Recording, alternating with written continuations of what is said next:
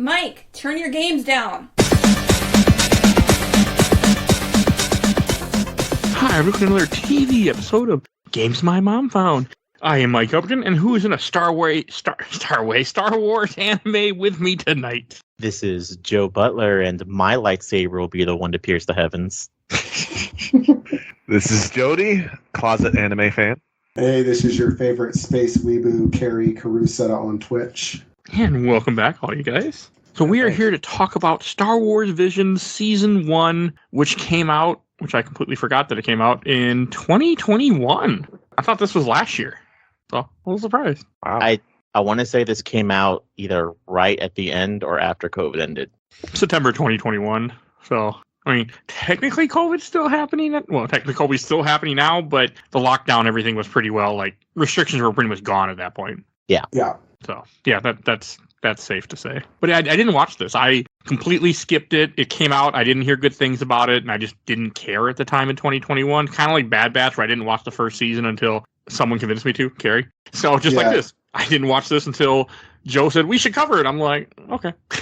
Yeah, I thought that I had watched it, and then I looked back, and it turned out I had watched the first 3 episodes, and then that's all I had watched. So I watched them when they came on. So I think when it first premiered, I probably watched the 3 episodes that were out, and then I just never came back to it. Or no, they released the whole season at once. No, I just watched 3 and never came back to it. Never mind. Which is understandable because they're all so different. And this is one of the few times that we have a Star Wars thing that isn't canon in any shape or form.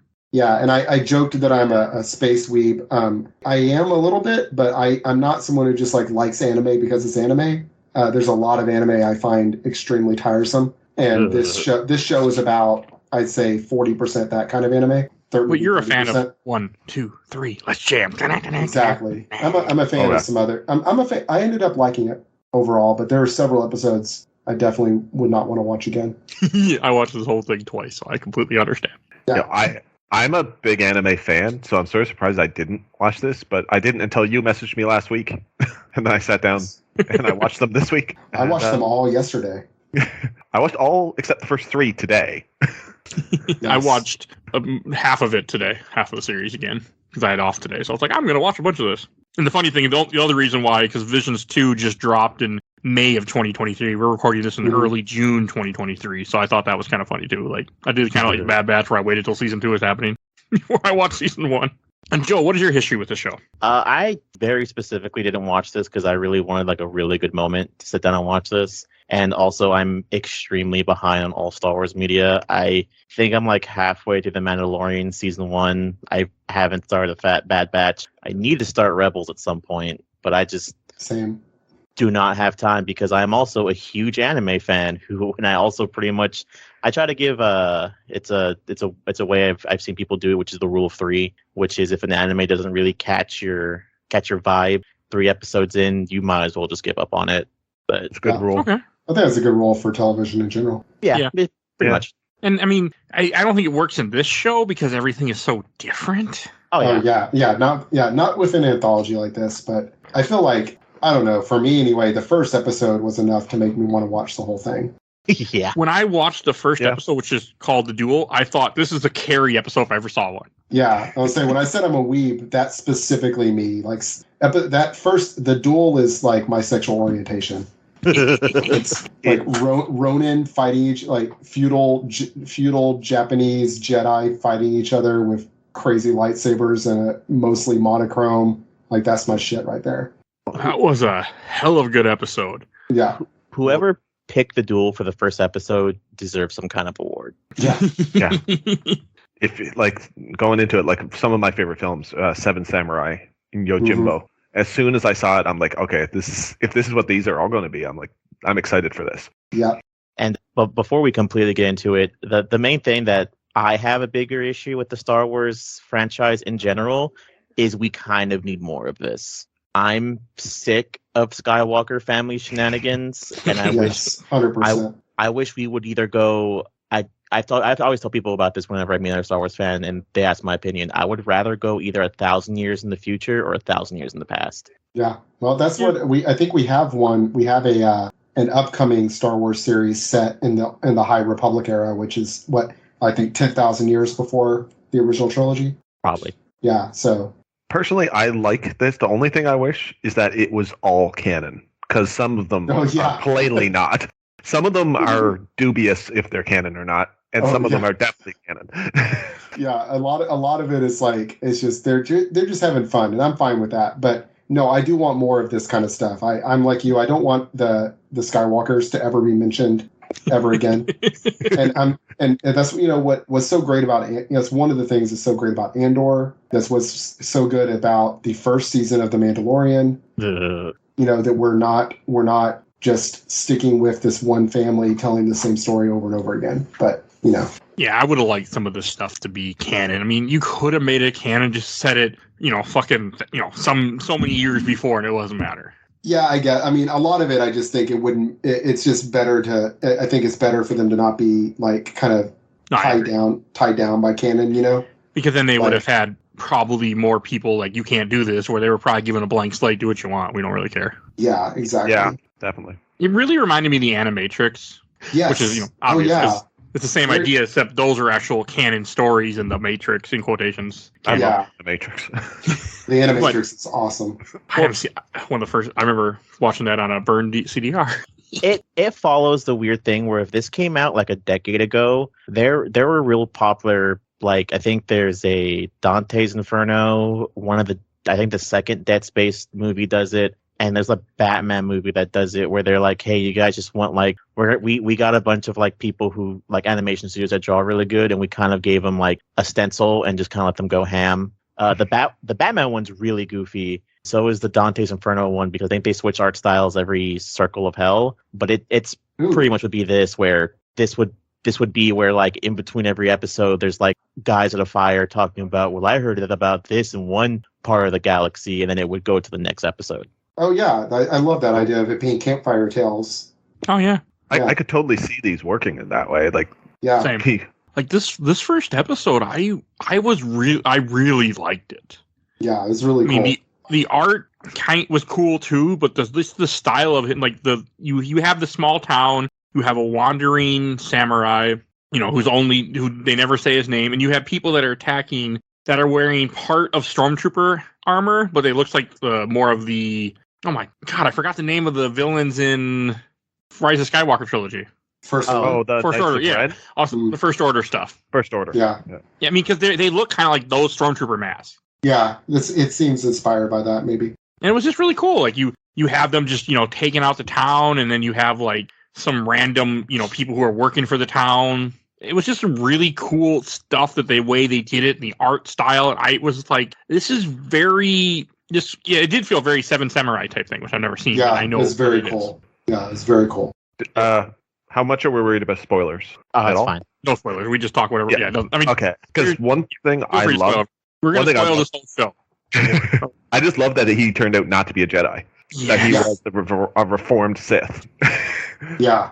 Like it takes a little while where you see her. She pulls out her weird, like spinny blade thing, and it isn't until he draws, and all of a sudden he draws a red lightsaber. You're like, what? And so that it plays into a thing I wish I would see more of in Star Wars. Of like, just because I'm not a Jedi doesn't mean I'm not a bad guy. Because the whole Jedi Order in itself just has so many absurd bullshit ass fucking rules that it makes sense why some people are like, yep, I'm leaving, and my lightsaber's red now, and I can't change that, so goodbye. Yeah, I thought it was cool. How he was like collecting the crystals from each Sith that he kills.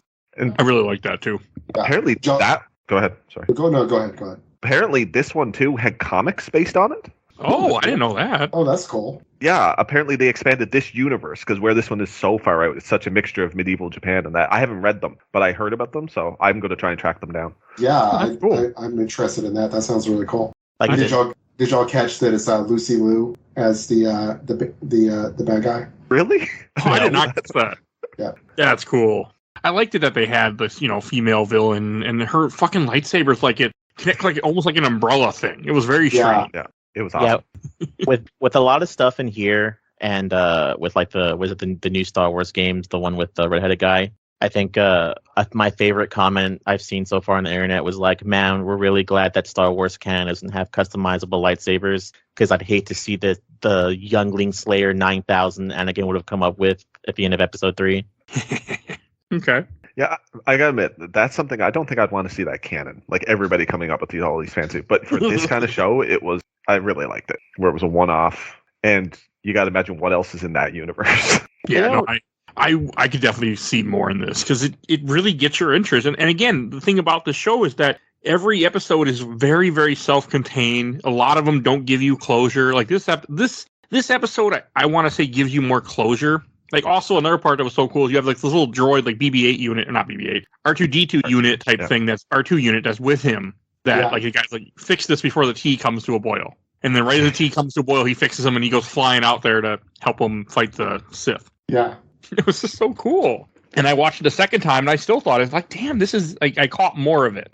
Like the way, like when the villagers see the red lightsaber at the end, they're not terrified of him. I think they're a little bit scared of him, but not like, they don't care. Yeah. And the idea of a Sith hunting other Sith, again, also fits. I think she makes a comment, she's like, oh, I haven't fought a Jedi in a while. And he's like, I'm no Jedi. Yeah.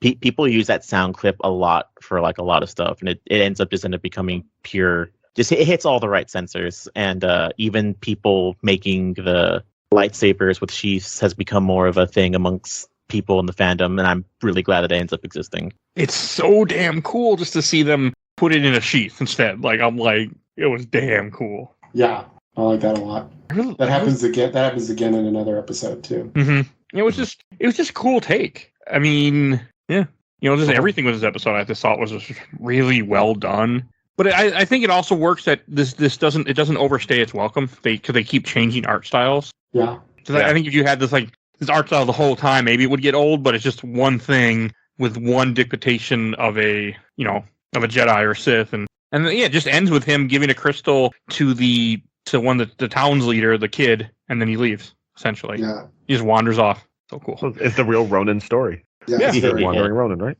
Yeah, but I would totally watch a series like about this guy or about it's set in this world. 100%. Yeah, I would. Or a Django-esque movie, like 2.5 hour movie. Yeah. Yeah. Wasn't Quentin Tarantino movie will be better. Making a Star Wars movie anyway? I don't know. Quentin Tarantino, I thought, was making a Star Wars. Or no, he's making a Star Trek movie. He's doing something. He's doing something, allegedly. Yeah. I'll believe it when I see it. Yeah, I know. He's a weirdo, too. I know David Cage is making like an interactive Star Wars game, and I'm waiting for them to announce that it's not existing anymore, because last time I checked, he's a complete creepo, so... Oh, no. Yeah, not surprised. I'm not surprised at all, unfortunately. And then that brings us to our second episode, which is called Tatooine Rhapsody. And this one is very, very different. And this is animated by a Studio Colorido, or whatever the hell. I don't know how to pronounce these. Yeah, this is the kind of anime I don't like, actually. It's one of the kind that I don't like. It's fine. This was my favorite of the episodes. Yeah, that's cool. Okay. It reminded me so much of Super Robot Wars. All the little chibi Gundams and all that. It's the same style. And I loved the Hutt's Katara that shoots the flamethrower. I mean, they're all like Boba Fett's in this, and he looks like he's tiny. It was weird to me. It's a style. Yeah. Okay, I don't watch a lot of anime. I mean, I haven't watched an anime really since Cowboy Bebop, Outlaw Stars, and we're talking about like the Adult Swim days. That's where my anime is.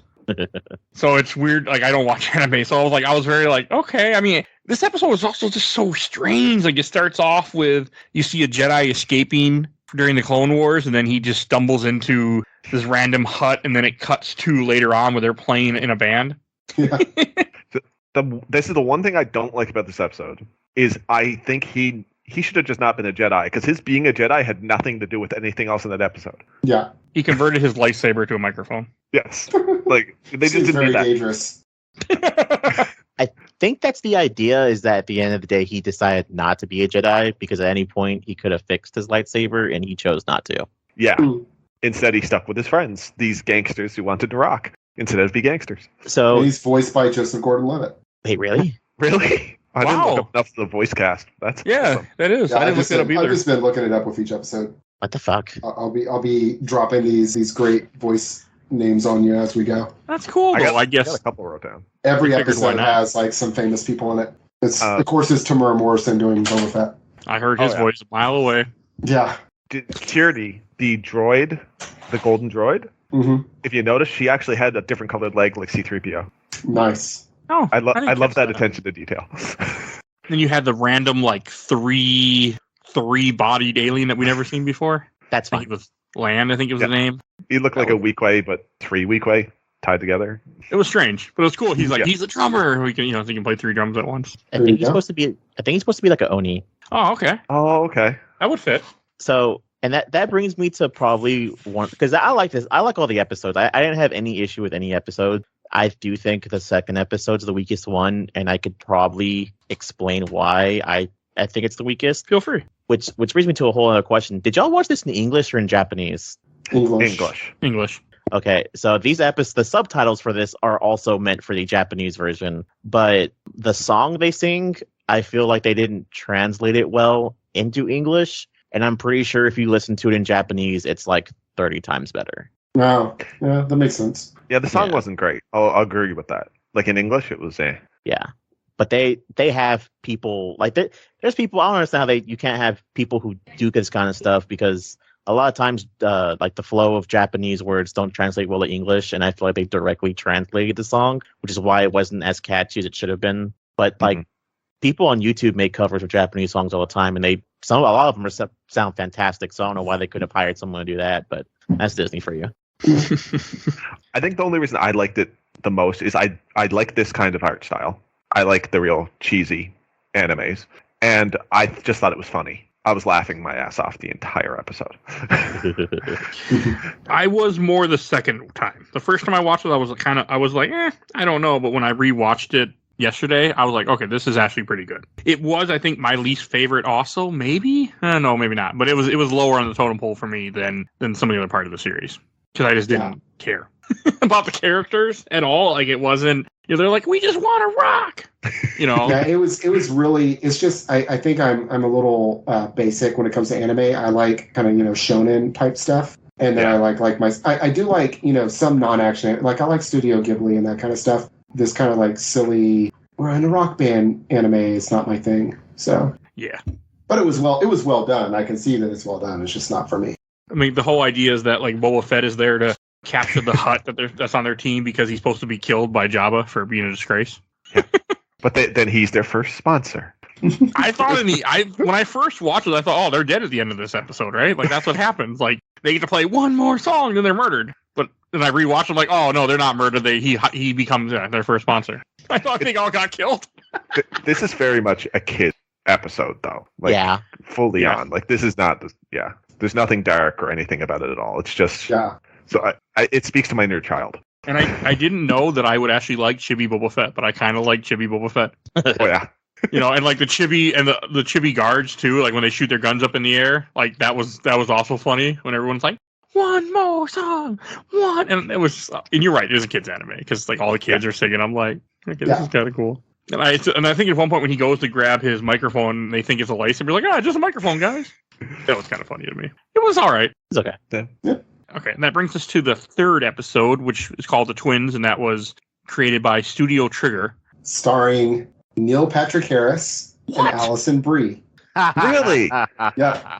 Oh wow. Yeah, I can hear it. I can hear it now that you say it. I might have to rewatch this one now again. Yeah. I might actually have respect for this episode. This was my least favorite episode. I wasn't a big fan of this one. See, this is probably my second least favorite, but I still liked it. This is my favorite episode. I knew you were going to say We're all something over like the that. place on these. Yeah. So is this I liked it until certain things happened. I still liked it though, actually. I like. I think the only one I didn't like was Tatooine Rhapsody. My issue with this one was more a personal issue, that it wasn't Luke and Leia that were the twins. Why? Because I wanted a what-if story of them what being if on the of dark side. them. Okay. You know what? Yeah. Yeah, I thought the whole time watching it, I'm like, this is going to turn out to be Luke and Leia. Like they're just going to have different names or something at the end when they're not dark side, but they didn't. But that's what I was thinking. So, Joe, when earlier before this, you sent us an opening of a show, which I've heard of but never watched. I watched the opening, but I didn't see the connection. All right, time for my nerd brain to go through. So this is made by Studio Trigger, who is one of, as far as I know, one of the big animation studios. The animation for this episode is based more off of their premiere episode or premiere movie that they've just created, which is kind of their like new their newer art style they have, which is much more of a lighter tone, as opposed to, I believe they also made I'm trying to move this thing around. Hold on. They made Kill La Kill. Well, they made Kill la Kill, but the one I posted, which was Gurren Lagann, is more their art style for The Elder, because they also made The Elder, I believe. They made Toby too, didn't they? They made one of the other ones on this one. They did The Elder. They made The Elder. The Elder. Yeah, Yeah, right. no, it's The Elder. I got it wrote down. Yeah.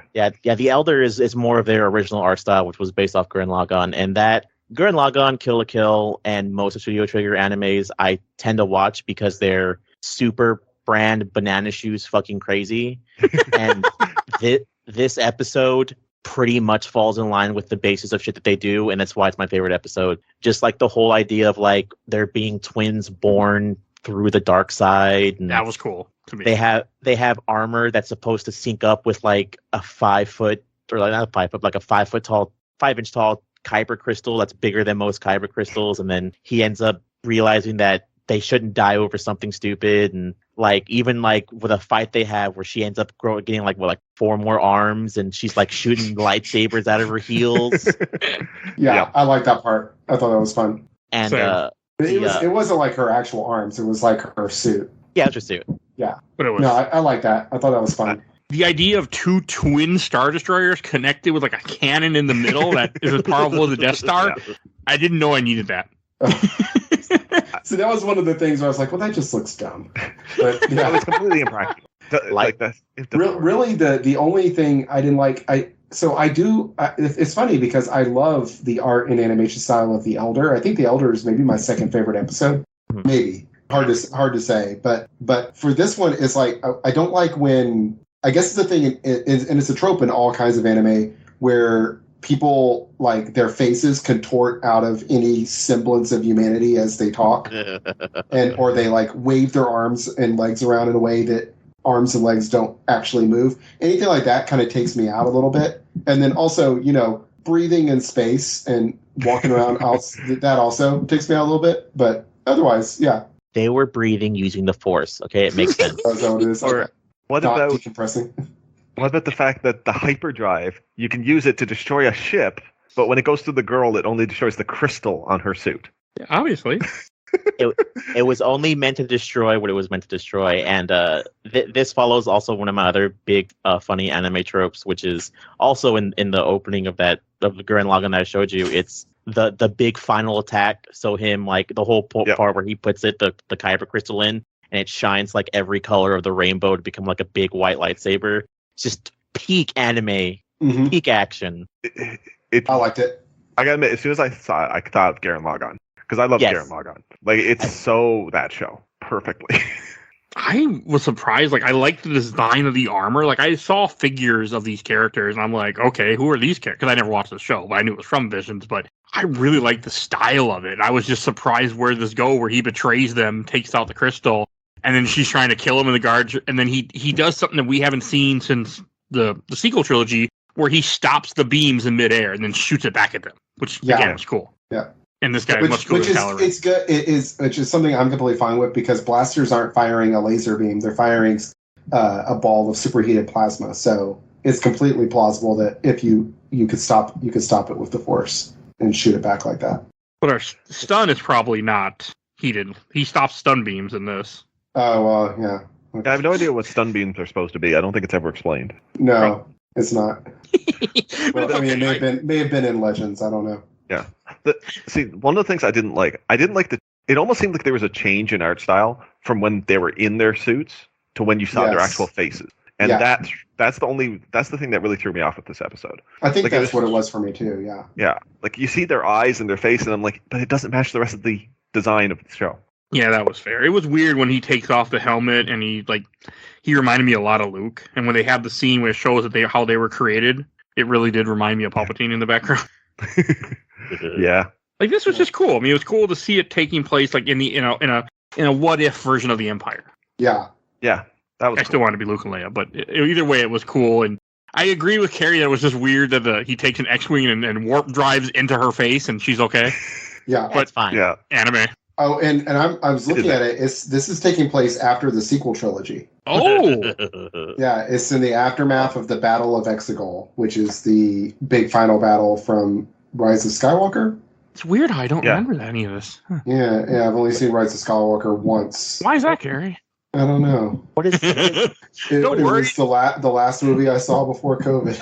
Don't worry, we're changing that this year. We're both going to rewatch it again. That actually makes sense. That cannon that connects the two ships sort of looks like the cannon on the big ship. It does, yeah. Yeah, so I can see it. It kind of looks like the cannon on the space station in Force Awakens, the Star Killer base. Yeah, that's what it reminded me of. They're like, we can destroy a planet. I'm like, we did that already multiple times. Star Wars. Yeah, it says, in the aftermath of the Battle of Exegol, the remnants of the First Order and the Sith Eternal begin the construction of 2 conjoined Star Destroyers.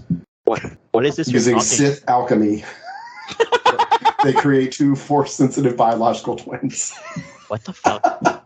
I'm just reading the synopsis. That's what it says. What are you guys talking about? There were only 2. There was no trilogy. There were only 2 movies. The last movies that end with The Last Jedi when they kill Snoke and everything's bygones and the movie ends. Yeah, I think so. That's how it should have been. Well, like, man, that sure was a Star Wars, wasn't it? It sure was a Star Wars. Again, I'm pretty sure when we watch that trilogy soon, which we're doing this year, me and Kerry and Peter are like the idea that that third movie doesn't connect to the second movie. They try to act like it didn't happen. Yeah, that's true. Snoke, who's Snoke? Hey, look, Palpatine's back. Don't worry about that. Well, I can't get over that. Well, you see the bunch of Snokes in the tank anyway. Yeah. Yep. That's all you need. Oh God. I'm not looking forward to that. But no, it was cool. I mean, it was very anime-y. Like her with her the blade, the lightsabers everywhere, and then I guess she his ship crashes, she gets lost. Like, we're gonna find her someday. Yeah, you know what? Actually, her specifically, she reminds me of, I don't know why, but something about the way she's drawn and animated reminds me of Operation Echo. That's some like late 80s, early 90s anime. I'm elderly, but Operation Echo is kind of like Supergirl like anime, just like teenage girl who can throw cars around and stuff anime, and then she fights she fights Biko, and that's it. Yeah. You wouldn't know how to spell Echo. A-K-O. I gotta look this up. Yeah. I don't know, but Jody, have you seen Kill la Kill? Some of it. She looks like the other character in Kill la Kill, the blue character. So. I did see that. It does look like Operation Echo. I wonder if they're inspired by this a bit. I actually did see some of this Operation Echo. Now that you mentioned it, I just didn't remember the name. Yeah, I remember it. Whenever I had, I had like some satellite dish channel when I was in high school that played Operation Echo, and I watched it and I loved it. It was one of my first like anime that wasn't like on Toonami. How do you spell it?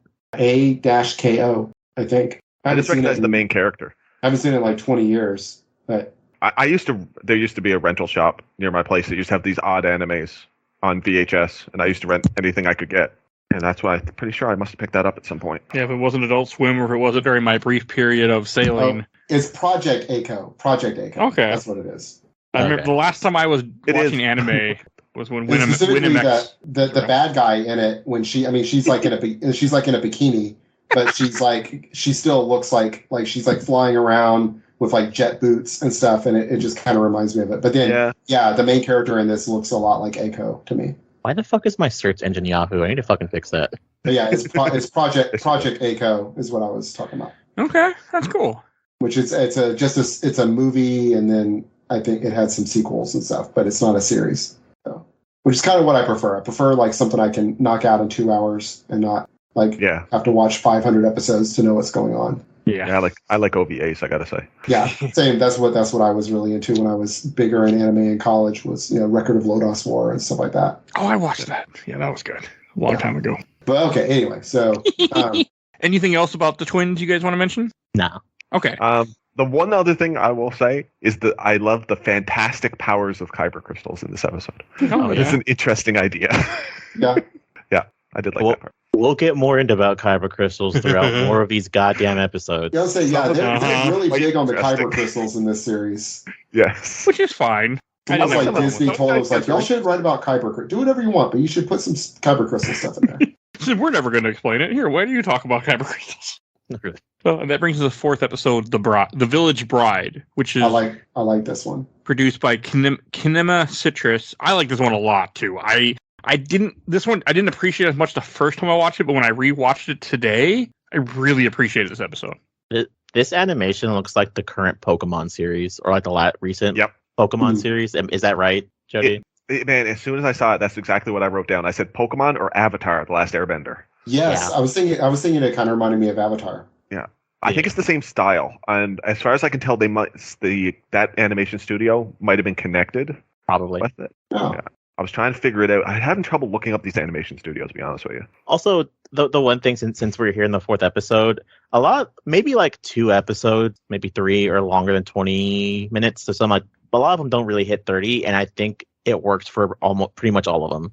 Yeah, they're all shorter. Yeah, keeping them short was a good idea. Yeah, and I think that's one of the reasons too why I never watched this, is because I think when this came out, I was like, I don't have time to watch like an hour, 9 episodes, an hour each. That's fair. Oh, no, this is like you knock this whole series out in like 3 hours. Not even like 2. Yeah. I mean, that was kind of nice, to be honest. No, it's great. Yeah. I like that. Sometimes you just need something short. I'll tell you, this is one if you do, if you want to talk about voice actors, the sister Saku, the one that was going to attack the Empire. Yeah. Yeah, that's Stephanie Shea. She's done a ton of anime stuff. Okay. If you watch Sword Art Online, which I loved Sword Art Online, she was Yui, the little girl. Oh. The AI little girl? The little AI girl, yeah. As soon as she said her voice, I had to go look her up because I'm like, I know that's somebody that I know. They did a good job with voices in this, getting people. They got a lot of good voice actors. Yeah. I don't know. I like the animation of this episode. That drew me in. I was very confused the first time I watched this, exactly what was happening, because you just see this girl is getting ready to get married. You have these 2 random characters, one guy wearing a bucket helmet for some weird reason. The bucket helmet was, I didn't like that. I didn't understand. I still don't understand the point of it other than to use it as a bomb. But I mean, I think it just looked cool. Use it as a bomb. It didn't look cool, but... He uses it as a bomb and then puts it back on his head because he's wearing it at the end of the episode again. And I really like this random woman that has a mask on and like cool shoes. Oh yeah, I like her. I don't know what her name was. With high heels. Hey, I realized what she does with those high heels in the very end, so I was very amazed. Yeah, her name is F. Oh, just the letter F. It's just cool. Like it's this idea that this town is being, bothered by raiders all the time, and then that after the separatists left, that these raiders came in and took over all the droids and reprogrammed them. Which, again, makes perfect sense. I could see that completely happening. Because it's not like the Separatists are going to clean up everything, and the Empire sure as hell didn't care. Yeah, but that's also the equivalent of like, oh man, the war is over. It's a good thing Russia left all these chihuahuas around. Okay. I will say, you said you liked the girl in the mask. I just was expecting, to be wearing a mask, she must be actually disfigured, not the little tiny scar she has on her cheek. Yeah. You really need to wear a mask covering half your face because of this little tiny scar on your cheek. I didn't even see the scar. I thought she was just wearing the mask.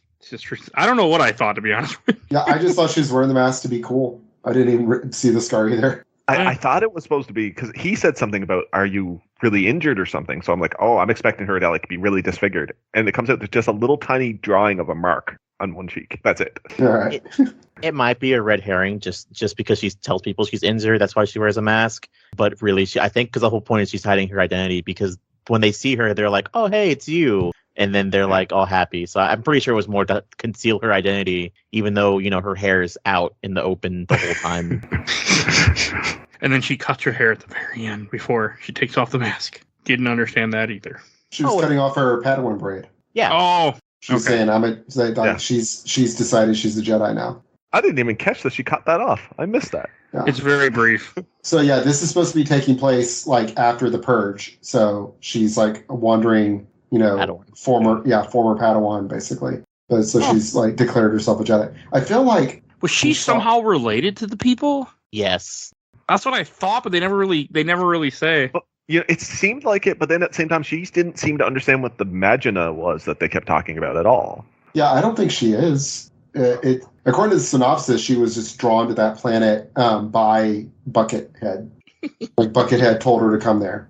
I thought Buckethead was supposed to be her master at first. That's what I thought too at first. But he's not. No, he's just a Buckethead. He's a researcher. Yeah. Okay. They never really explain any of what he's doing there. So they brought back the control module for the droids, which I know they've had a lot of that. But I find it funny they put it in a YT freighter. Like it looked like a Millennium Falcon. It did, and it was weird. It was weird, and it seemed too convenient, honestly.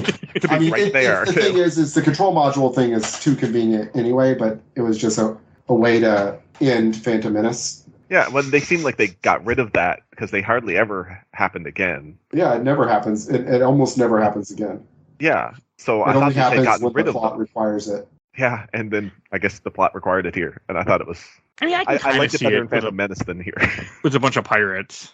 Yeah, I mean, it was dumb. It's also funny because like F stands there holding her lightsaber, doing nothing, while Buckethead is like fighting the bad guys, and then it just waits till the camera's back to her before she's like, "All right, I guess I'll do something now."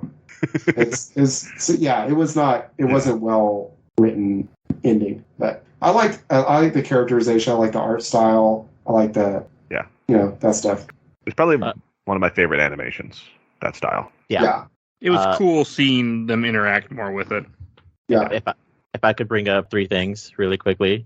Mike, and I don't know if you guys know, cutting of the hair is in a lot of weird Asian cultures. It usually consists of people cutting their hair is like a form of like getting rid of their old self and becoming a new person. Mm-hmm. Oh, mm-hmm. Okay. You see it in one of the later episodes even more. Yeah, but it's also in a lot of things. Avatar, so much more. I think it's like in Kill Bill. This is also based off because everything here is Japanese animation, so it's all made in Japan. The whole style being it in Shinto Japanese, kind of like what's that Ghibli movie I just saw recently, Princess Mononoke. Oh, that's my favorite. That's my favorite anime. That's a good. That's my favorite Ghibli anime. Yeah, I just watched that for the first time. Great, that's a great movie. But I know another thing which I said they play fast and loose with the rules Jedi wise. Are you only supposed to carry a lightsaber around? Because I know like whenever you play like the new game, like you get a blaster and Cal Kestis is like, oh, we're not supposed to use anything but the lightsabers. But it's like I'm pretty sure I've seen Obi-Wan use some tools, and I don't think Obi-Wan killed General Grievous with a blaster, but then he threw it down and said it was uncivilized. Yes. Yeah, I mean that's really what it comes down to. I mean, Luke blows up the Death Star with an X-wing, so I think it's like fine, but I think it's just that generally speaking they don't. Generally speaking they do. We've only seen in the movies, so then whoever's writing the thing decides whether or not that's a rule or just a custom. Okay. I always feel it had more to do with the fact they're supposed to be defensive, not offensive. Yeah. Like to try and limit their aggression. I actually literally just read something today about how that's why the Jedi don't use very many double-bladed lightsabers, because it limits their aggression to use a single blade. Mm. It's a fan theory, but it is a theory people have. So like everything about limiting aggression, I think that's where it comes from anyway. Yeah, I think that's a good explanation for it, whether that's like the official or not, Well, F sure defended that princess by using her boots to cut that guy in half, so I'm sure it all works in the end. I love that. She has the little like speed boots. I did not catch that the first time I watched it, how she just like did the boots and then slashed. Like it must have been probably playing on my phone, playing Marvel Snap at the time when I was watching this. But the second time today when I rewatched it, I caught that where she does something with her boot and then she just bursts at him and just slice him, and that's it. Yeah, it was very cool. I was like, this is fucking awesome. And I like how the planet is like, I guess, connected to the Force. I mean, they don't call it the Force, they call it something else, but essentially it's the Force. Yeah. And there's an episode of Clone Wars with that. Yeah. There's also a really funny thing that I think has been proven canon that I think is interesting. Every single one of these episodes has someone saying, I have a bad feeling about this. Do they all? Yeah, I caught it several times. I didn't catch it in every one of them, but yeah. I want to say it's in every one because I think when I got to like the 5th or 6th episode, I'm like every single person said I've got a bad feeling about this. Someone does, yes. And it has to do with like they confirmed like Han saying that is him sensing a disturbance in the Force, right? Really? I hope that if it is, I want to go punch the person who decided. Stupid. I hate the making Han Solo supernatural stuff. That someone did that in the old EU. Also, they said that he has a supernatural ability called luck. And that's bullshit. One of the guys in the bar in Mos Eisley is a luck vampire and was like. He saw him and was like, ooh, that'd be a really good one. I need to eat his luck. And then he got out. Okay, I'm not okay with that either. It's not luck. It's just he's a smuggler. I mean, that's how you stay around is by being good at and noticing things are wrong and having a gut feeling. And yeah, I don't like that. Well, I believe everyone's force sensitive, and I think that's what they're trying to get towards like. As much as I don't want to bring them up, like they kind of show that off at the end of The Last Jedi, where the kid grabs the broom, and I don't know what the fuck happens in The Last Skywalker because I ignore it all the time. But they try to imply that everyone's at least a little bit force sensitive. But I do think it's ridiculous when it goes even further because I think at one point they unretconned it, but they tried saying like Han's mom was like not a Jedi, but she was like a Force or Jedi Temple believer or something like that, and that's why he's force sensitive. I don't like this. I don't remember ever hearing about it, and last time I checked, that ended up not being true, so it's fine. Everyone being a little force sensitive everyone being a little force sensitive is fine. That's just like that makes sense. The force permeates the universe. So, sure. When we get to one of the later episodes, I'm going to bring up something about that because I think they're actually trying to go even further with it. That like anybody can become a Jedi. I mean, yeah. Are we go with the Village Bride and go into the Ninth Jedi? I have one last thing to say about the Village Bride. Like the whole idea where the sister like doesn't agree with it, and this idea that she's getting married after she's about to go essentially put herself into servitude, working for the to be ransom for these pirates so they don't attack the town. I mean, I'm assuming she thinks her husband is going to come with her, but I'm pretty sure they're going to be like, no, he's staying right here, buddy. She says he's coming with her at one point. Yeah, but did she check with them? They're not taking him. No, they don't want him. Yeah, and they also imply he might be doing something he's not supposed to because he eyes that knife very well whenever they're talking. Yeah, I thought like he's ready to fight too. Yeah. Or kill both of them. I don't know what he's up to, but yeah. That's all I want to say about the Bride. Yeah, and that brings us to the Ninth Jedi, which is made by Production IG. This one, this is another one where I watched it the first time. I didn't really like it, and then I watched it again today, and I have more appreciation for it. I liked it a lot. I liked it a lot. This is my second favorite. Yeah, this is. I was trying to decide. It's either this one or it's probably this one is probably my second favorite. One thing I'll say: 4-9's the droid that follows her around. Mm-hmm. If you ever watched the original Mobile Suit Gundam, that is so Harrow. Oh, I know what you're talking about. Yeah, I do. The little droid that follows him around in several different Gundam animes. There's a little floating, that droid is exactly the same temperament and everything. The only difference that droid always says Harrow.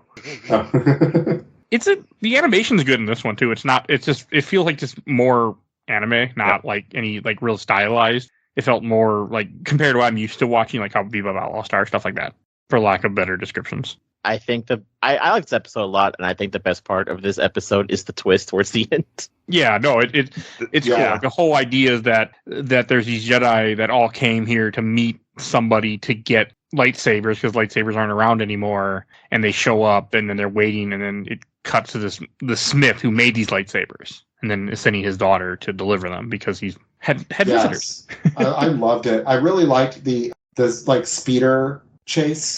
Yeah, that was cool. I thought that was really cool, and I thought the art style, it made me think of specifically the daughter. She reminded me of Nausicaa.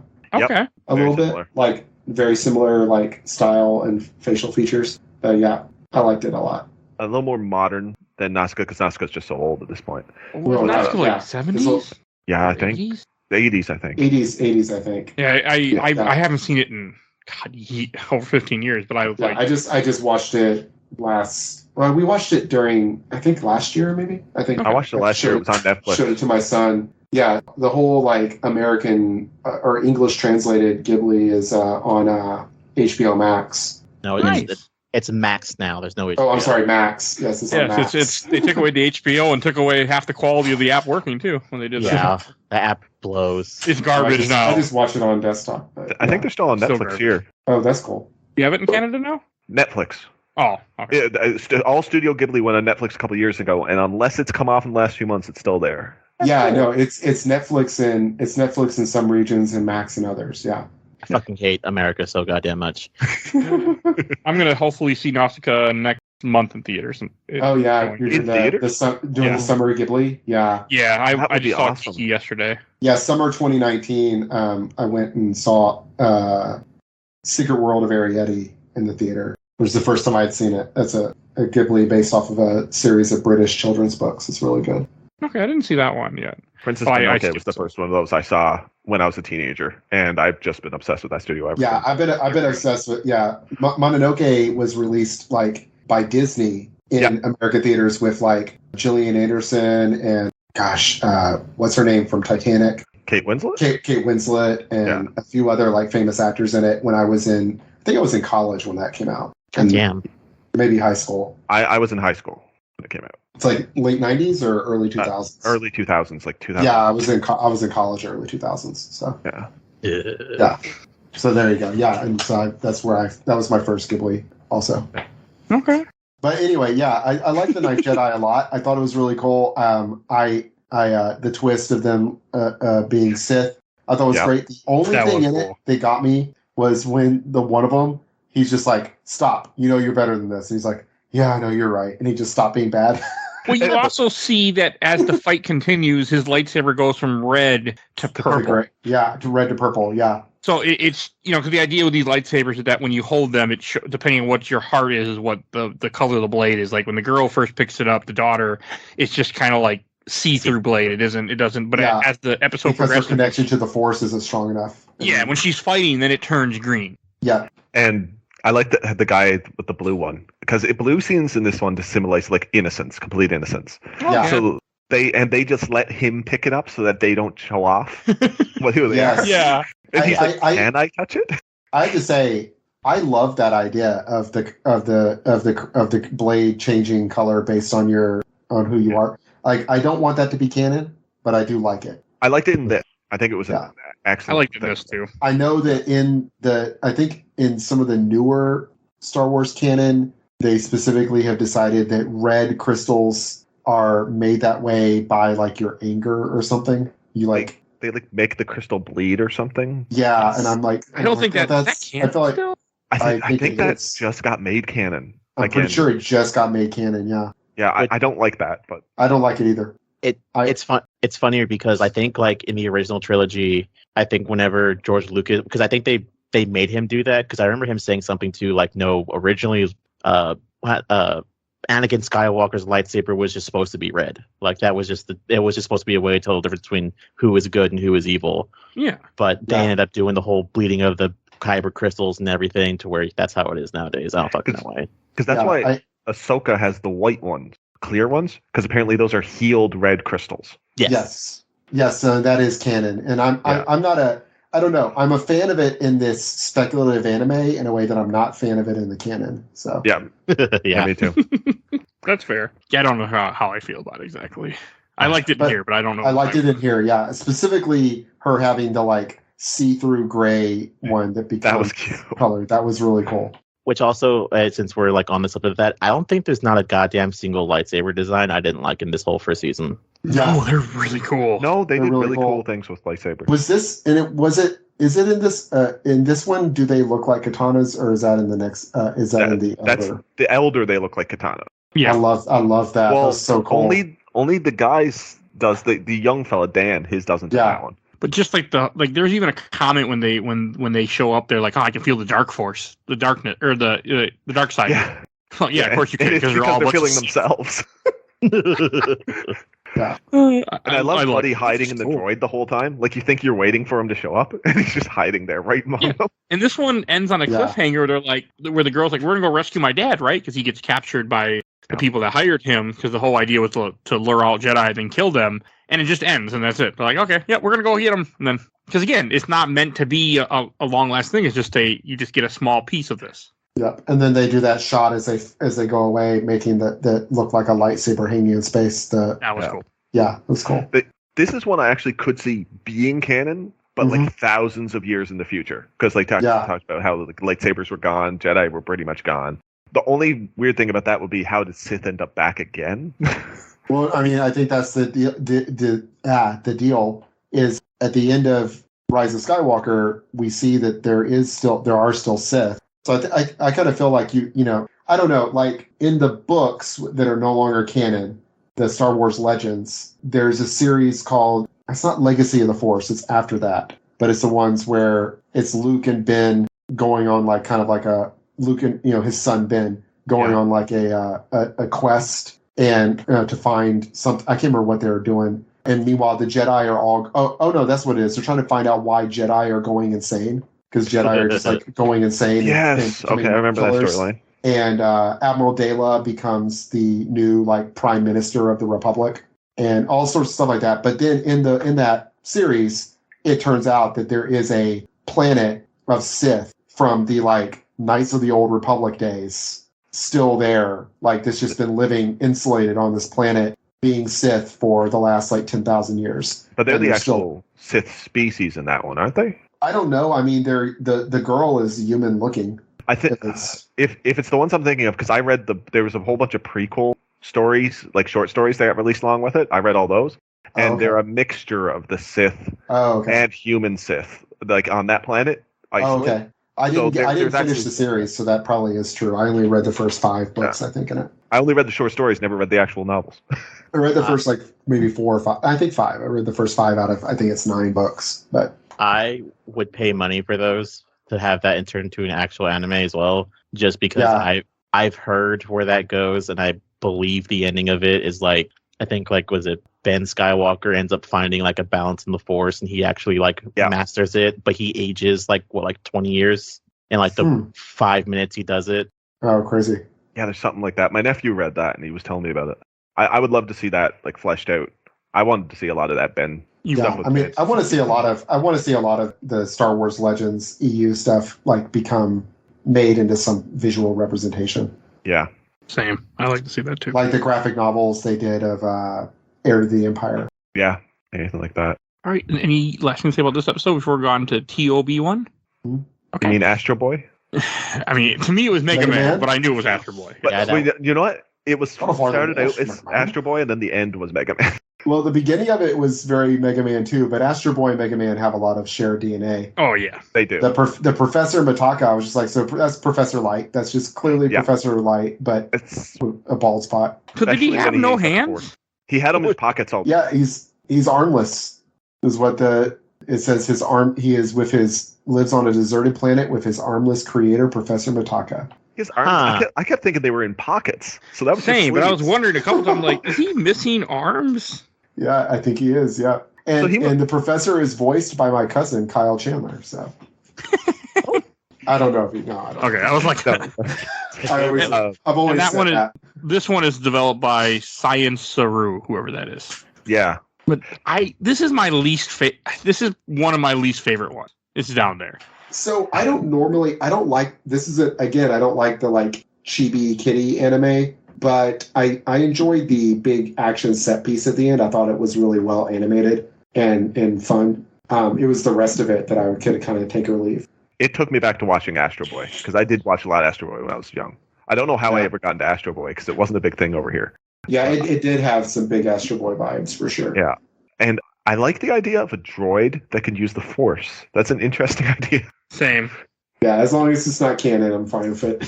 Yeah, well, if it's canon, it makes no fucking sense at all. But well, he had the kyber crystal inside him. That's why. Oh, is that what? Yeah, I guess. Yeah, at the very end, he takes it out because he's like, "I've been all over this planet. I can't find the kyber crystal," and it turns out it's inside him the whole time. The power he needed was his heart. And also, I was going to say, if you want to talk about Dr. Light, though, when he was a Force ghost, that looked identical to me to the in Mega Man X. From Mega Man X. Yeah. X, I hit these capsules all over the world and all the different areas, and I thought you might have to do with the right set, right in the zone that you're going to be in. Yeah. Speaking of capsules, him getting that upgrade at the end where he like dashes forward completely, like Mega Man X armor upgrade. Yes, that's exactly what I was thinking. That's why I was thinking it's like Mega Man. It's like the Mega Man X armor. Exactly. It was very cool, too. I liked it. I loved it. And the Inquisitor that he's fighting kind of looks like he's a robot, too, almost. Mm-hmm. Because the way his face and the helmet is, like, it looks like it's his mouth, and it looks really weird. I was like, are they going for this? Like, I didn't know what they were going for. I think that's what they were going for, is that, that's all that there is the only Force users left are, like... But it's not, because it's taking place during the Purge, or right after the Purge. And I think it's just the anime style, because it did look like a droid, but he even said, "What, a droid?" So he was even surprised. He did say that. Right in the middle of the fight, right? So yeah. I think it's just that they drew his helmet weird, so it looked like his teeth were part of the helmet. I mean, what is Grievous, actually? I mean, he's like 99% droid. It's fine. He could have been that. He could have been a cyborg. Yeah, he's I mean, Grievous is very much a cyborg. He's still got that. Yeah. He's got that heart that Mace Windu force crushes. I think he also has eyeballs. Yep, he has eyeballs. Yep. I mean, he's a brain and mostly most of a torso. Well, according to Obi-Wan, Anakin's mostly a machine, even though you only just see him without arms and legs. Well, and in the EU, that was how they explained that he isn't like crazy powerful. Yeah, you can't use Force lightning because of this. Yeah, he doesn't have enough biological. Oh yeah, that too. But then he doesn't have enough biological material to fully embrace the Force at his full power. Of course, that's not canon, but yeah, it's not canon anymore. But it was. But it was canon for a long time. I even think it was a mechanic in the Star Wars D&D that if you have cybernetic implants, it depletes your ability to use the Force. Yep. Yeah, I think that was even in the D6 RPG that I used to play. Yeah. Yeah, I played. That's what I played. I played the 3.5. Yeah, you played the second one. I played the old one with my brother, the D6. Oh, nice. Yeah. Then how do you explain Darth Vader, where he's like 50% robot? Well, it was supposed to be that he would have been much more powerful because he was just so powerful. Oh, that's fair too. Yeah. Yeah. But they also kind of changed that, so I'm assuming that's not canon. So. Well, now he's destroyed starships into things. Yeah, in Obi-Wan, he pulls a ship down. Yeah, he did. That's right. And the comics, he does some crazy shit too, which is canon. The Darth Vader comics and the Star Wars comics. I think in the Darth Vader comics, doesn't he destroy a Star Destroyer or something? I can't remember. I read, but I read them once. I think he does. Yeah. It's insane. I read the volume 2, which was the prequel stuff that takes place after episode 3, before episode 4, and which is really damn good. Go listen to episode really early comic episode of the show. Good stuff. I don't have a lot to say about TOB1 other than I just realized now TOB1 stands for Toby, but you know. Yep. Your name is Toby. I just did. Oh, and like I do got to say, the whole reason why the Empire or the Sith even comes there is because his dumbass finds the ship, goes in the ship, and goes, "Call it all Jedi," and they go, "What's this? Let's go check it out." You goddamn 5-year-old. Pretty much, yep. I'll tell you, I was surprised it turned out to be Toby. The one other thing I can say is I thought it was going to be 2B1, as in 2B human. Yeah. Oh. And when this episode started, I thought this was going to be much darker than it was, because I thought he was going to go in the basement and find like a whole bunch of that his creator was a Sith, and there was a whole bunch of experiments down there. But they didn't go that. Definitely would have been a way to go. Yeah. But halfway through the episode, I like how it went actually better. But yeah, I liked it. I didn't hate any of these episodes. I mean, it's down there at the bottom for me, but I didn't hate it. So I didn't hate any of them. And then that brings us to. Actually, I think this is my favorite episode, The Elder. It's a good one. Yeah, that I love The Elder. It's my favorite other than the first one, I think. And this is also done by Studio Trigger, who did another one of the episodes earlier that I can't remember. The Twins. Okay. The Twins, yeah. That's the Garen Logon. Yeah. I like this animation style better, though. I like this one a lot. Yeah. I didn't realize this one, I guess, takes place centuries after the death of Darth Bane and the initial extinction of the Sith. Yep, that's what I Remind me, Darth Bane, who was that again? I don't remember. Isn't Darth Bane the one that came up with the Rule of 2? To try and hide the Sith? So I'm figuring this guy, this Elder, was one of those apprentices that decided to leave his master rather than stay with the Sith, since there's only two. That makes sense. Because he said he left the Sith, before they fell apart, because he didn't want to get he didn't want to. I don't know. I guess die or whatever when they fell apart. Well, he didn't want to die in the infighting that would have happened. Yeah. Darth Bane is the last Sith who then decides that they need to stay in hiding and have the Rule 2. It looks like. Yes. And just like the Sith, they refuse to follow that rule because there's 30 Sith in the future. Yeah. Well, okay. That's one thing I really liked about the Darth Plagueis novel, because you find out that Sidious wasn't supposed to have Maul because he had a master, and that. Yeah, I think that's the problem. That's what they all do is, they follow the Rule of 2, but they want to be the top of the 2, so they always got to get a second 2 and then kill the first of the 2. Yeah, and that's why Tyrannus wasn't really supposed to have the assassin, but then they changed it that Sidious had him get the assassin. But he also doesn't. God, it's been a while since I watched Clone Wars, but doesn't he try to kill her anyway? I think Sidious makes him, doesn't he? Yeah, he makes him kill her at one point because he gets mad that he has her. Yeah. Something like it's been a while since I watched all the It's been a while, but it was something like that, yeah. No, this episode's just really good. It's just the idea that they're just this Jedi and the Padawan and Master are flying through space in the Outer Rim, and then they feel a disturbance, so they stop at this random planet that this guy has been to, and there's a lot of really good banter back and forth to make you kind of care about the characters and a lot of foreshadowing about how this guy's like, I'm ready to fight. I'm ready to, I'm bored. Let's do something. Yeah. And like, this whole idea is they get this planet, they find out that some elder had landed and then went up into the mountain. And when it shows the Padawan going to the mountains, like, this is not that easy. Like, how could an old man do it? Which again, and when you see the ship, like, you can tell, like, that's straight up a Sith ship. This episode also unironic. It doesn't do it on purpose, but it makes a Monty Python joke where it's like, yes, I am a Jedi, and this is my name, and this is my Padawan. My name is Dan. Yes, he is Dan.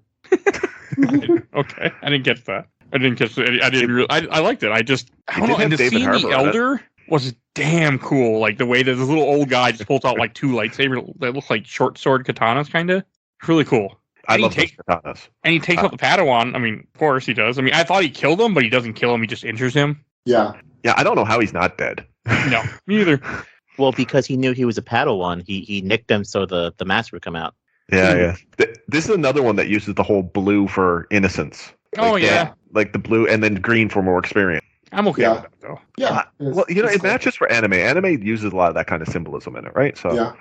Well, I mean, in Luke had the blue lightsaber when he was inexperienced, and when after his training with Yoda and his first fight with Vader, he gets the green lightsaber because now he's more experienced. I think it works. It does. Yeah. There's also something to do with the stance, because whenever he fights him, he takes kind of like a in stance, and the guy that there's a really cool interview from the episode of Rebels where Obi-Wan fights Darth Maul, and it has something to do with like the stances that Obi-Wan does. One of them's more aggressive and the other one's more like defensive. Mm-hmm. Yeah.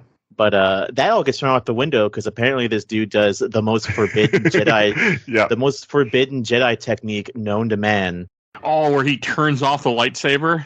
Yeah. He blinks the lightsaber. So that was fucking awesome. That was you never see cool. that, I don't think, anywhere. Because it's illegal. It's forbidden. I mean, Obi-Wan did it fighting Darth Maul, like in Phantom Menace too. I mean, not to that effect, but when he's fighting him, he like flips the lightsaber and turns it off in midair and turns it back on to strike to get past Obi-Wan, to get past Darth Maul during the Duel of the Fates. I gotta rewatch that now. I didn't realize he did that. Yeah, if you watch him, he's fighting and he flips it and turns it off in midair and turns it back on in midair. Yeah. So, I was just reading something about in the High Republic era. Yeah. That's something they talk about why it's forbidden, about how it's taking too much risk or something like that. Apparently, it was explained in something new. It's unsportsmanlike ship or something is what it is, because it's a thing of like technically the lightsaber is kind of like a part that's always supposed to be on. It's kind of like always having your blade drawn. So you turning it off and turning it back on to like confuse someone isn't sportsmanlike. So like it's like a weird like, well, the Jedi and the Sith both have like a gentleman's agreement that you're not supposed to do that. That's just stupid. Which you would think the Sith would be the one to break it more often, since they wouldn't care. Well, I think the idea is since it's Kerry brought up that it's brought up in episode 1. I think the idea is that Jedi use it more because the Sith cheat more. Because for example, in the Elder, he's using 2 lightsabers, and technically in episode 1, he's using a double-sided lightsaber, which is also, I guess, cheating. Okay. Yeah. Go ahead. I really liked him doing that, and he stabs us the heart. It was awesome. Oh yeah. I loved it. I love the Elder's like 2 lightsabers that he draws like from. It's just very cool. The voice actors on this one. David Harbour. Yeah, David Harbour is the Jedi, and James Hong is the Elder. Yep. Oh, that's cool. Yep. Yes, James freaking Hong is the Elder. That's so cool. That is really cool. I like did how not know that. For people that aren't aware, James Hong is an incredibly famous actor he's in like Big Trouble in Little China. Yep. Would be like the one I think a lot of people know from. Wayne's World 2 is where I knew him from as a kid. Probably that in Big Trouble in Little China. Kung Fu Panda. Everything Everywhere All at Once. Everything Everywhere All at Once. Yeah, he's in that. He's in that too. That yep. Okay. Oh, that's good movie, by the way. Good. And then I was going to say he's in Lethal Weapon 4. He's in Lethal Weapon 4? I don't remember that. Isn't he Uncle Benny, the one that they interrogate by giving him nitrous oxide at the dentist office? That's right, he is. I forgot about that. Yeah. Man, it's been years since I saw that movie. I don't know if I've ever seen it, so now I'm curious. Because I like him. Okay, I didn't know that. That makes this episode even better now. He's Ming-Na Wen's dad in Agents of S.H.I.E.L.D. Yep. Yeah. Never got that far, I don't think. so many things. I like Ming-Na Wen. Oh, I do love too. Ming-Na Wen. She's I've had a awesome. crush on her since ER. Since the first season of ER. I didn't know she was in ER. I never watched ER, but she was in the first season of ER as Carter's rival intern, and then she comes back in like the 5th or 6th season and was one of the main characters of the show for like 6 seasons. oh wow. Yeah. She was she was in the first year, and then she was part of she was like a minor character in the first year, and then I'd say like one of the top billed cast for several seasons later on. Yeah, I love Me Not Win. Oh yeah, that's cool. No, it's just a really cool episode to watch them fight and to see all that, and then he detonates the ship so they can't find anything about it. So I think this is probably one of the most realistic episodes. Like this could have been just something from canon. Yes, I'll say, this one more than any of them, I think fits. Yeah. where the Jedi tells his Padawan, he's like, we all can lose our strength. We're all going to lose our strength someday. It's like if we had fought earlier, I might have not won. So it was really good though. He was killed by time. Yeah. And that's it's a good idea, and it's how a Jedi would think. Yeah, I think of them, right? I liked it. Oh, I completely forgot we're talking about all this interesting stuff. I believe in Toby, his master does, or there's one of the episodes where someone says, I don't know if it was the Elder or Toby, where someone says, "Oh, don't try, just do." Oh, Yeah, I did catch it. I don't remember what episode that was now. yeah, I don't remember what either. episode it is. But I do remember it was said, yeah. Yeah. Okay. I did not catch that either. All right, and then that brings us to episode 8, Lopin Ocho, which I don't know how I feel about this episode. I liked it. I liked it. This was the Dragon Ball episode, like with the It was animal Super people. Dragon Ball. Yes, I didn't even think about that. She even had the scanner. Yeah. Oh, yeah, she did. But it's pink and not green, and she doesn't go, his power level's over 9,000. So. Yeah, it was still But very he tells cool. her to use her eyes, don't use the scanner. We've got the return of space rabbits. Return? Yes. So when I was, gosh, I guess it's like 1979. So when the original New Hope came out at theaters, Marvel got the license to make a comic book based on the movie. So their first year run is telling the story of A New Hope in comic book form. And then they're like, all right, we need to do the second season. What's going to happen next? And Lucas is still working on Empire. And so they've got to do their own thing. Like, all right, cool. We're going to introduce a new character. And they introduce a green rabbit named like Jackson. And he becomes kind of like one of the main characters of the comic series. Yeah. Ah. There he is. That is not what he looked like in the comics. That is like, No, he looks much funnier. But yeah, he looks, who he reminds me of is Bucky O'Hara? Bucky O'Hara. Yeah, Bucky That's what O'Hara. they can be think of. Only Bucky O'Hara came out like 15 years after Jackson. But yeah, so the second season, the Marvel Comics Star Wars comic, you've got Jackson, the space rabbit. And Lucas fucking hated it and put the kibosh on it from after that. He does look exactly like Bucky O'Hara back then, too. Yeah. And he has not come back yet. Yeah, I'm telling you, Bucky O'Hara is just like a straight ripoff of him. Oh, But yeah, anyway, 100%. so that's why Green I was and like, everything. yeah, exactly. He's only showed up on a cameo appearance on a cover of the Star Wars comic when they brought it back. In one of the comics, he was on the cover as a parody. Yeah. But yeah, he's never been brought back yet. But now we've got They brought him. Star Wars space rabbits again. I do think this is probably like the best looking episode this season. Yes. It was Yeah. wonderful. It was really It was- good It animation. was really good. The first episode that's the art style for me, but I love this one too. I thought this was And this is done by Geno Studio. But yeah, no, I agree. This looked the best. I mean, I liked it to a degree. It just wasn't my favorite, but it was cool. It did look really good. I like the theme of this episode, which is like you don't have to be blood related to be family. yeah. Yeah, because the idea is that they find this father and daughter find this rabbit woman who's a slave essentially who escaped, and they cut her collar off, and then bring her. Calls it he adopts her as his daughter, and like the change where his real daughter's like, oh, you could be my sister, come stay with us and be family, and the father's like, no, we're not. You can't just do that. You can't just say that to people. Yeah. And then it really changes as the episode goes on. It does. It gets This is the one, like you were talking about, the cutting off of hair. Her cutting her hair off exactly in the traditional Chinese way, like how they would cut off a top knot to renounce their title. Oh yeah. Yeah. Like, because that's what she was doing, renouncing her social status, right? Mhm. Yeah. I think this also has, I think it's another reference in the episodes where this takes place like 1,000 years later, because I think whenever he brings out the heirloom, he talks about like the Republic or the Resistance being like 1,000 years old or something like that. Yeah, he does say something about that. He says that it was like this was passed down to us it was through our family for 1,000 years or something like that. something like that. But did you 1,000 see? years or 1,000 generations. Oh, Oh, did you see on the scroll that has like the resistance symbol, but it's like a crane holding like a star? yes, I loved it. Which the resistance symbol is based on the old Republic symbol, which is based on the High Republic symbol. So Hey, the symbol's based on the family symbol of Star Killer. Don't you remember that, Kerry? Oh, It okay, wasn't I don't that know stupid. this. Not anymore, but that's what they tried to say. I remember Yeah.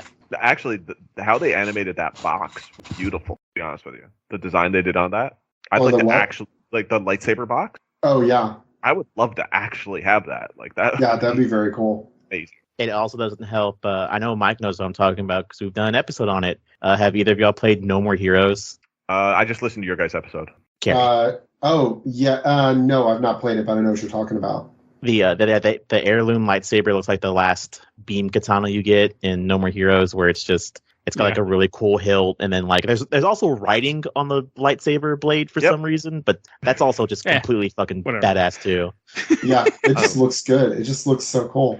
And like how his real daughter turns to the Empire and all that stuff, like that was cool. Yeah. And then her weapon is like nunchucks with blades, like lightsaber nunchucks. Yes, Fucking cool. it's very cool. Very cool. It's not. It's God, what is that called? It's the three. It's, the three. Go ahead.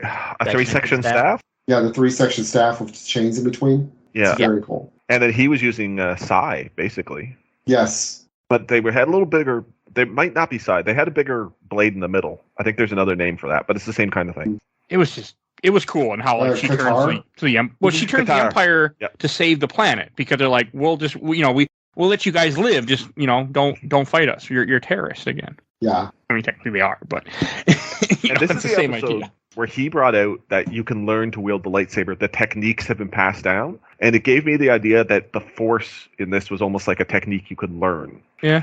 Because everything else we've heard of is you have to have the Force to wield a katana, a lightsaber. Good. Or whatever the hell it was. Midichlorians, yes. Or Andreas Ferris. they called it Mandalorians. I was just watching Mandalorians. He called it more high M count. Ugh. They want to forget that they ever said that stupid phrase. Ugh. Well, they're saying it again. They brought it. They're keeping it in there in little tiny things for some reason. But it was cool, like on how pissed her Ocho gets when the rabbit girl has the lightsaber. Yeah. She just freaks out. She's like, "You have my sword!" Yeah, and she cuts her across the chest, and it doesn't kill her. It was kind of weird. It reminded me of Luffy. One Piece. Yeah. The big X cross on him, and he's still alive. Yeah. He loses an eye too. She takes away his eye. Like, Well, he has terrible no bummer. eyes now because they already have one gone. Yeah. He's laying on the ground, just like, well, there goes my last good eye. Thanks, motherfucker. I mean, she kind of had the right idea, like, but again, she did it wrong. Like, how she just betrays. But her cutting her hair was also cool to show that transition. Yeah. Yeah. And then she comes out in the full gear of a Sith officer, or a not Sith, but Imperial officer. Which I was kind of surprised. Like, wow, you guys promoted her real fast. Yeah, because that was like the big white uniform, like only high level officers get. Yeah. Yeah. Well, I think the whole point was that they were going to make her a high level officer because she's supposed to be the next leader of the town. Oh, So yeah. She would have to be a high level officer. Yeah, I think that's what it was. That makes sense. It was. Yeah, and it's like the capital of the planet, I think, too. So it's like she would be basically in charge of the planet. So it's like she's skipping straight to Moff, basically. So they call him Boss Yazaburo, and I'm just wondering if that's a mistranslation there. I should have looked at the Japanese, because Boss, wouldn't that be like a boss of a clan, not necessarily of a city? Well, the synopsis calls him the planet's clan leader. Oh, okay. So no, they did use the right term then. Which I still That's find weird. that's what Wikipedia says anyway. How planets work in Star Wars and Star Trek, but it makes sense. Yeah. Anything else? Different. Yeah. Anything else about this episode? The only other thing I had wrote down is that he travels in his ships looks like the CR-90 Corvette, the Carillion Corvettes. Yeah, I thought Got that the same head on it. that's what I was thinking too. I was like, that's an odd choice. Yeah. It's fine. It was fine. It was just I thought it was an interesting shout out out of nowhere, since he like renounces other cultures, not needing help from outsiders, but then he has one of their ships. Okay. And that brings us to our last episode of season 1 is Akahari? I can't pronounce it. Akakiri. Akakiri, yeah. Okay. Also made by Science. It means red mist. Oh, this one I did not finish the second time I was watching it today. I got mostly through, then I ran out of time and stopped watching. Oh, I've seen it once. I watched the whole thing once. I just didn't finish my second watch. This I one was was- okay. I wasn't crazy about the animation style for this one. I think when I was watching this one, I wasn't paying close enough attention. I should have been. Yeah, go ahead. No, go ahead, Jody. I was going to say it's almost Gilby, but not quite. It's the animation's rough around the edges the way that Studio Gilby does some of it, Yeah, but it's a different shading in it than they do. It's not like painted, right? yeah. I The, just didn't care for not the art necessarily, but like kind of like the animation and the specifically the fight scene. It made me think of My Hero Academia a little bit. That's a weird pull. It probably isn't right, but that's kind of what it made me think of. I like the voice cast for this one because I wrote down like Kamachi. That's Keone Young. He's been in tons and tons of stuff. Oh, I can't even think of what anything. Oh, now. George Takei is one of the. Let's say George Takei is Senshu. I did not Yep. catch that. Yeah, I didn't do and Tsubaki, the guy who turns in the end, that's Henry Golding. He plays Nick Young in Crazy Rich Asians, which Mhm. the movie's only so-so, but I love those both. Okay. He also plays Snake Eyes in the new Snake Eyes movie. Oh, is that the guy playing Snake Eyes? Oh, Yeah, okay. I assume you don't see his face, huh? you do a lot. It's kind of like his origin story. His origin story is supposed to be, yeah. Yeah, Okay. I didn't see that movie. That released yet? I don't think it came out yet. No, I thought it's they had coming. a Snake Eyes movie already came out. It came out. No, it came out 2 years ago. Okay. It came out during the pandemic, so I just didn't. Oh, see that's why. I knew I was hearing about it. I didn't think it got released yet. I have the fucking funniest thing to tell you guys at the podcast. But anyways, I think that they shouldn't have ended the season with this episode because it ends. Yeah, It's not a bad note, but I was just sitting there. I was at work watching this, but I'm sitting there and I'm like, wow, what a fucked up way to end a season. This is the darkest one, so okay. And I actually sort of like the idea that it showed the temptation. I think it showed the temptation better in this of how somebody could fall to the dark side to try and protect someone you love than what they did Yeah. with Anakin's story. totally. Oh, yeah, 100%. 100%. Oh God. I mean, Star Wars just loves to show off. What better way we could have done this movie that, was the big lead up to like the whole series. No, Look 'cause at I all the love ways we could have done idea this better. that you could fall to the dark to protect the ones you love. And yeah, they just cut it so short. But I guess it was just a couple movies. But then they did it in this in what, a 15-minute episode?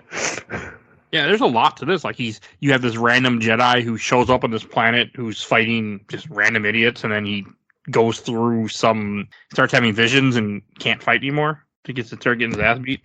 It was good. And I think that the visions were seeing her die, wasn't it? Yes. Yes. Yeah, okay. I wasn't 100% clear on it because when we see his visions, they're only that black and the white. But I thought it was seeing her die because he said at one point that he saw somebody die repeatedly. Because he's seeing the future. I think he keeps seeing visions of himself murdering people, and that's why he's freaked out because he's a Jedi. Oh, Yeah, that makes sense. yeah, okay, that makes sense too. Because he shouldn't be doing that.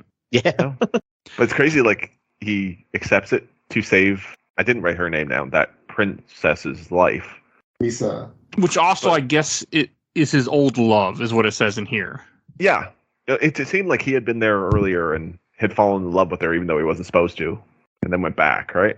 Yeah. Something like that, yeah. This also follows like as we talked about it numerous times.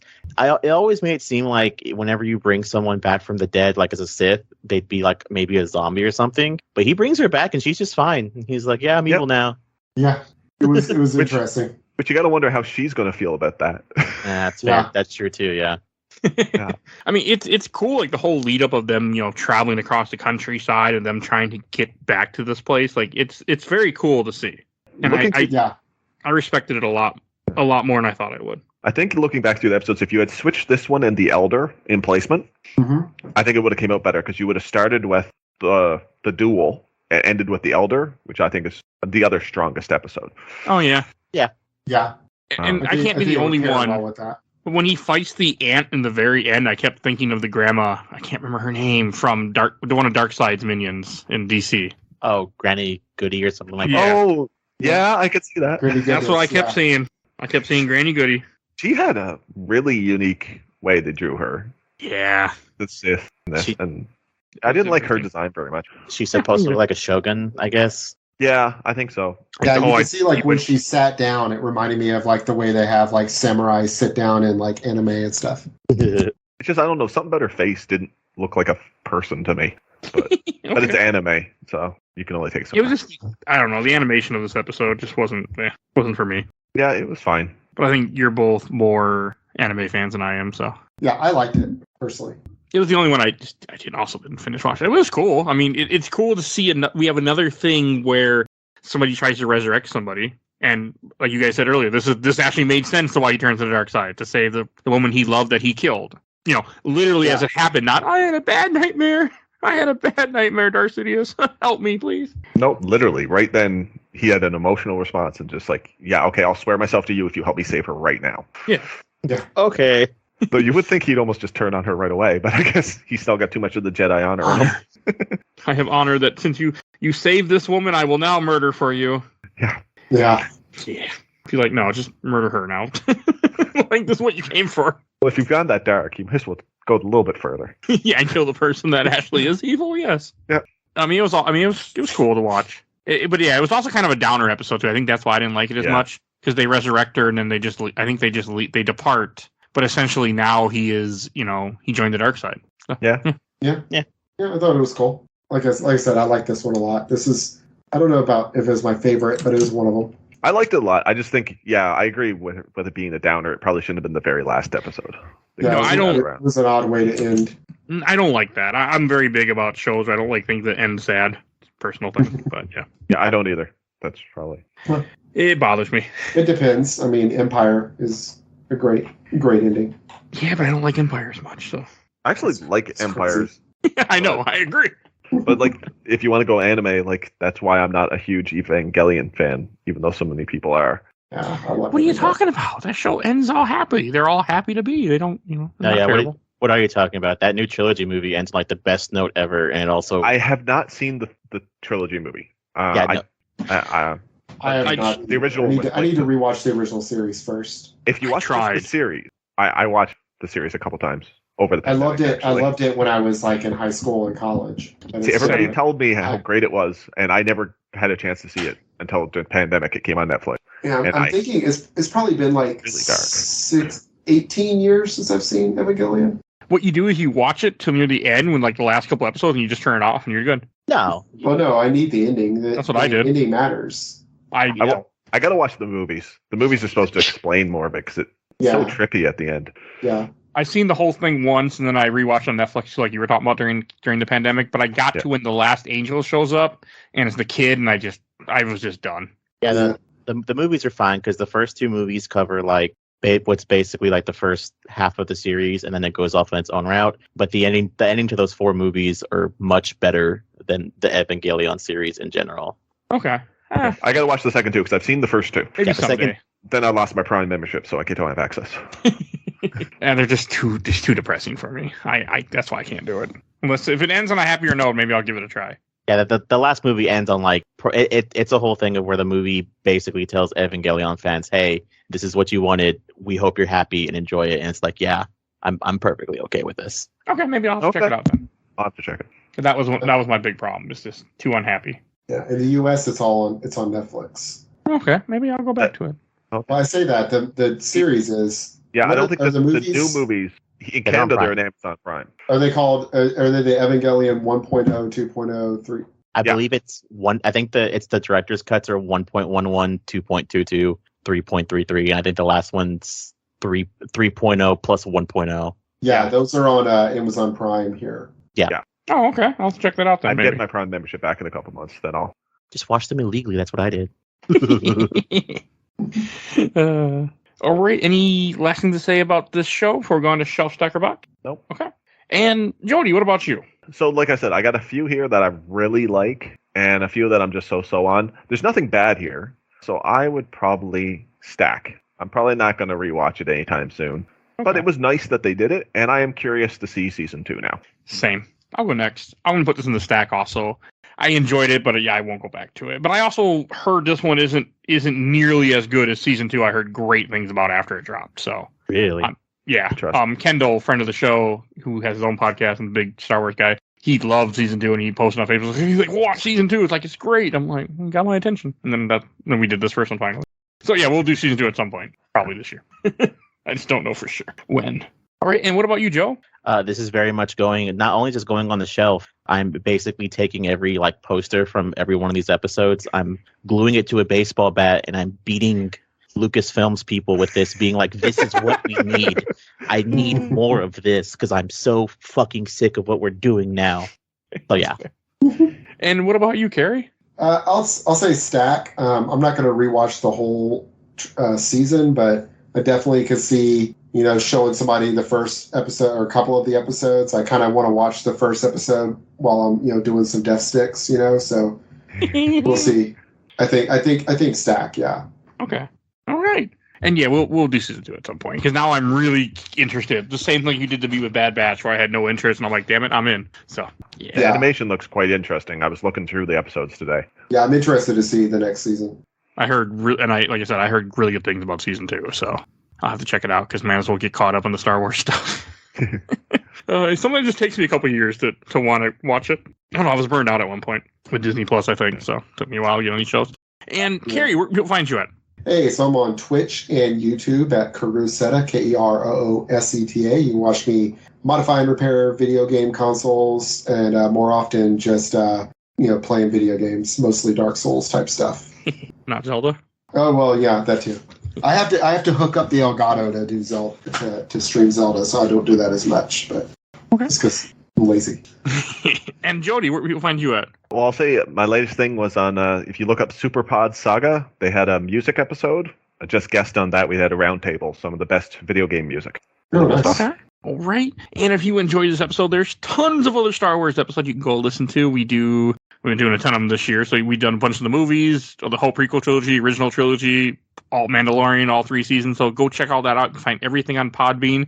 Just type in Star Wars on our main page and see what comes up. We do comics, all sorts of stuff. We cover other video games. So yeah, go check out our giant catalog. If you want to support the show, we do a Patreon for those dollars you vote in our Patreon poll. You'll see a link in the show notes to our Patreon, so definitely go support the show. We have a poll every month. We also have a Discord. You can come chat with us, so please do that too. I want to give a shout out to my awesome intro and outro, courtesy of Helena at Hell Hasphere. You can follow her on TikTok. And also want to give a shout out to my buddy Bill Tucker, who started his home podcast, A Gamer Looks at 40, like 2 years ago. But definitely go support him too.